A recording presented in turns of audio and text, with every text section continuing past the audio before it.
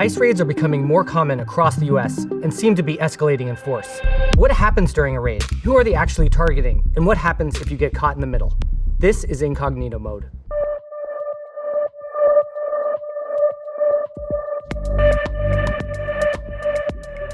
When we're talking about immigration enforcement in the US, you're probably thinking of immigration and customs enforcement agents or customs and border protection officers. For this episode, we're going to be primarily focusing on immigration and customs enforcement, or ICE, which has become a catch-all term for all these agents carrying out immigration enforcement actions. Within ICE, there are basically two types of buckets that agents fall into. There's enforcement removal operations, or ERO, and there's Homeland Security investigations, or HSI. ERO agents are generally the deportation officers that you're going to see apprehending people on the streets, at local businesses, or in courthouses around the US. HSI officers are more like detectives. Think of like the FBI or the Secret Service.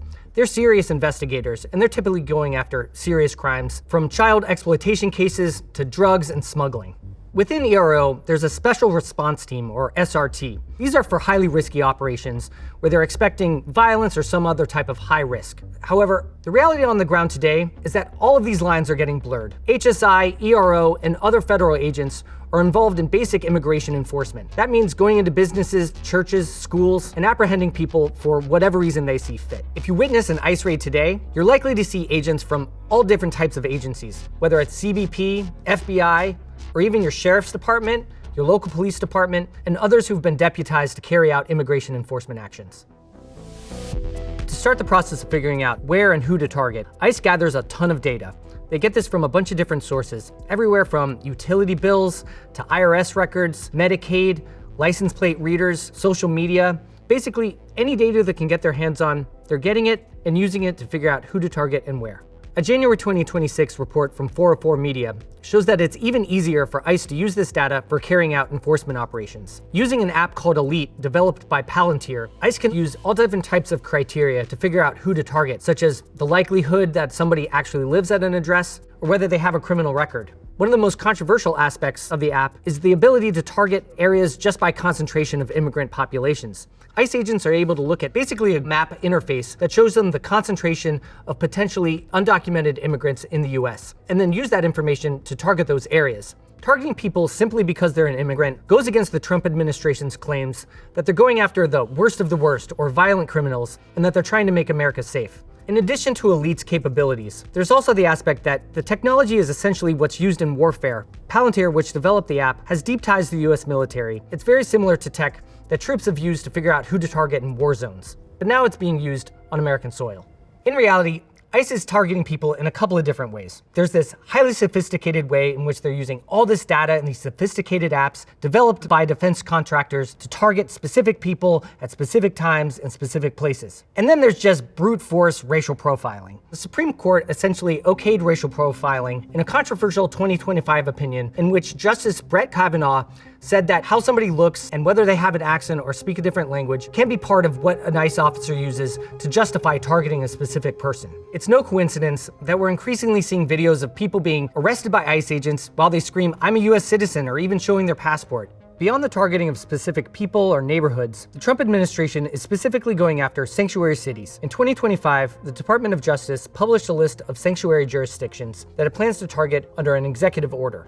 These sanctuary cities also just so happen to be places that voted Democratic in the 2024 election. Sanctuary states or cities are places that limit their cooperation with federal immigration authorities. This means they have laws on the books that limit local police from helping immigration agents carry out deportation proceedings or spending money on immigration matters. It can even mean giving assistance to people regardless of their immigration status, such as allowing them to get driver's licenses or accessing city services. The Trump administration is targeting sanctuary jurisdictions not because they have super high crime rates among immigrant populations. It's really just because they're not cooperating with federal immigration officers. So once ICE picks a place to target, what do they do next? Well, assuming it's a targeted operation, they're going to conduct surveillance. ICE agents want a visual verification of the information that they have. This means observing a targeted person's activities, such as when they go to work or take their kids to school, making sure somebody actually lives at an address where they think they live, that they drive a car that they think they drive, and that they look like the person they're supposed to be targeting. ICE agents will often use ruses to carry out the surveillance. This means dressing up in plain clothes or wearing uniforms that make them look like local police who are investigating fake crimes. When ICE arrives on the scene of a place they plan to raid, they're typically going to be driving unmarked vehicles. The number of people involved in a raid depends on the complexity and scope of an operation. But typically you're going to have a team leader, you're going to have cover officers who are looking out for people running away or other threats. You'll see a certain number of deportation officers depending on the size of the raid.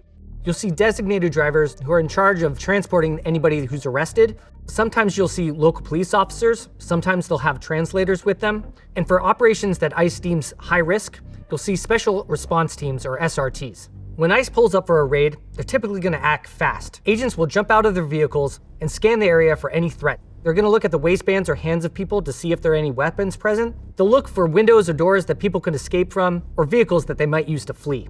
In a targeted operation, agents will often call out the name of the person they're seeking to apprehend. Often agents won't identify themselves, though sometimes they'll say ICE, HSI, or whatever agency they're with, or they'll have the name of the agency they work for on their vest. Since March 2025, it's become commonplace for immigration officials to wear masks while they're on raids. The Trump administration justifies this by saying if these agents are identified, they could be targeted by harassment or even violence. People are out there taking photos of the names, their faces, and posting them online with death threats to their family and themselves. So I'm sorry if people are offended by them wearing masks, but I'm not going to let my officers and agents go out there and put their lives on the line and their family on the line because people don't like what immigration enforcement is. However, former ICE officials have criticized the practice of wearing masks, saying it raises tensions with the community and otherwise makes everyone less safe. ICE agents are not required by law to reveal their name or any other personal information. That includes to the person they're trying to detain or anybody else who's around. ICE's authority changes depending on whether they're in a private space or in a public space. When ICE is operating in public, they can basically ask anyone questions as they see fit. If they have reasonable suspicion to believe somebody is in the country illegally, they can detain that person for further questioning, and that can lead to arrest.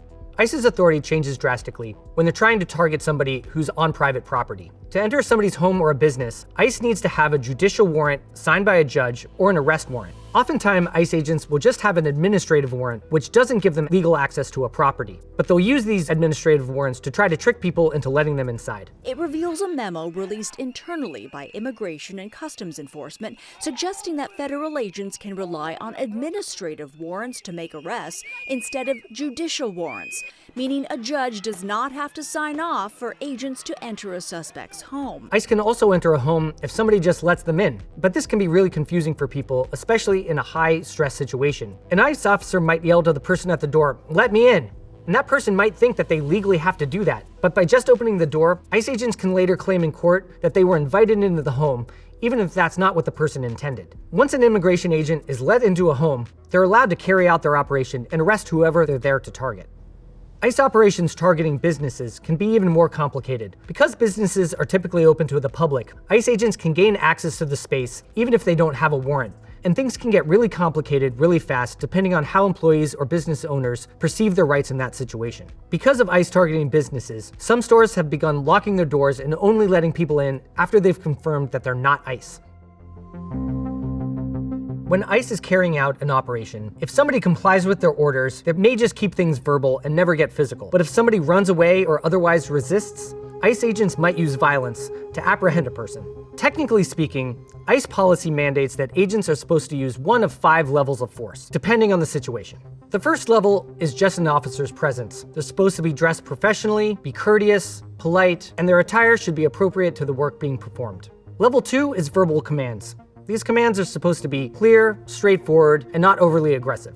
Level 3 is what's known as soft techniques. This includes physical contact using an open hand but no weapons, escort positions, come-along holds, the use of pressure points, and, weirdly, the use of chemical agents, like tear gas, which feels like a pretty big escalation. At level 4, ICE agents can use physical force that have a greater possibility of causing people injury. This can include the use of their hands, legs, feet, head, or even their whole body. This can include takedowns and even the use of tasers and dogs. The 5th and final level is the use of deadly force. This can include the use of strangulation techniques, the use of weapons like batons against somebody's neck or throat or head, or even the use of firearms. If you've seen videos of ICE carrying out operations, It sure doesn't seem like they're carrying out some 5-level escalation protocol. Many times they seem to be at level 3 or 4 instantly. If you've seen the videos of Jonathan Ross shooting Renee Good in Minneapolis, he appears to go to level 5 almost instantly. Any claims that Ross was fearing for his life can be used to justify the level 5 use of force. When an officer uses fearing for their life as a justification for killing someone, it's very difficult to push back against that. In fact, over the past 10 years, ICE agents have killed more than 24 people, and it doesn't appear as though any of them have faced criminal charges. So, has it always been like this? When people talk about this question, they often bring up the media's so-called liberal bias, saying that press outlets are only focusing on the Trump administration because they're a Republican, and that other administrations have done exactly the same thing. Not only that, but the Trump administration's immigration enforcement tactics are perfectly legitimate and completely within the bounds of the law.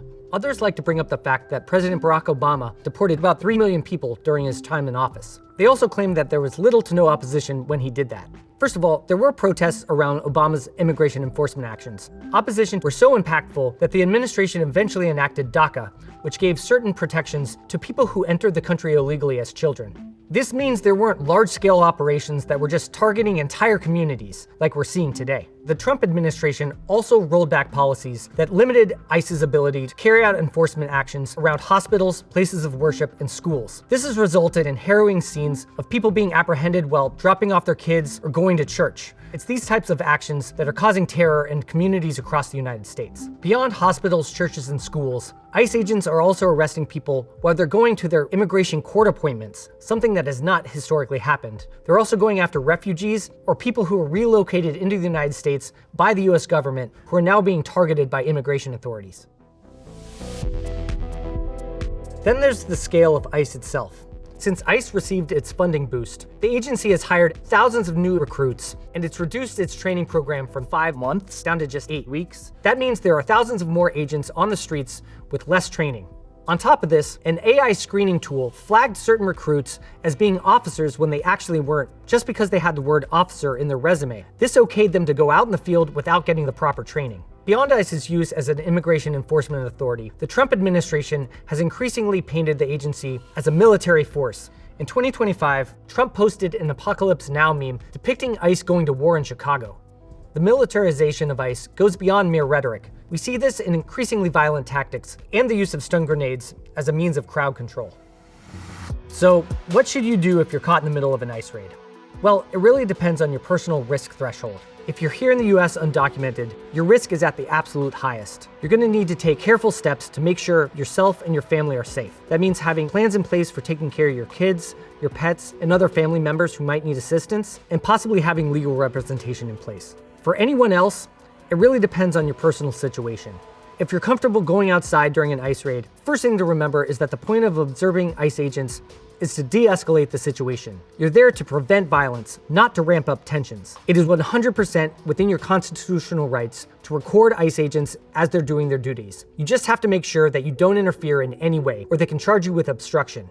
But it's hard to overstate just how important it is to record what federal agents are doing so that you can hold them accountable if they break the law. If you're a minority or another group that might be targeted by ICE operations, just remember that some ICE agents might use your ethnicity as a justification for detaining or even arresting you, even if you're a US citizen. Now, to be clear, ICE does not have jurisdiction over US citizens. They're there purely to carry out immigration enforcement actions. But if you're present during an ICE raid and you give them any reason to target you, that could mean recording them, that could mean following them in your car, give them any excuse to go after you, and what we've seen recently is that they probably will. It's extremely important to remember that ICE can legally detain anyone who's impeding their operation or otherwise carrying out a felony offense. If you're confronted by an ICE agent, remember that they're often trained to give commands 3 times. It's after the 3rd command that they're trained to escalate use of force. In terms of digital privacy, one thing to remember is that if you're out in public, you're not going to be anonymous. If ICE wants to identify you, they almost certainly will. That said, there are some steps you can take. If you have your phone with you, make sure you turn off biometrics, such as fingerprint or Face ID. If you turn off biometrics, this can prevent authorities from getting into your device. If you think you might end up in the thick of an ICE operation, make sure you delete any sensitive information off your device before you go, in case they do get into it. ICE officers might demand that you unlock your device, but you're not legally required to do so. Remember that you can be identified in many different ways. Your license plate might reveal personal information like where you live, and ICE agents have been using facial recognition to run people through databases to check their immigration status and find out other personal information about them. If you want to get involved but you don't feel comfortable going outside, there's a lot you can do even from home. You can take part in charity drives to give food and clothing and other necessities for people who aren't able to go out in public as freely as they would when ICE isn't around. This has been Incognito Mode. Stay safe out there.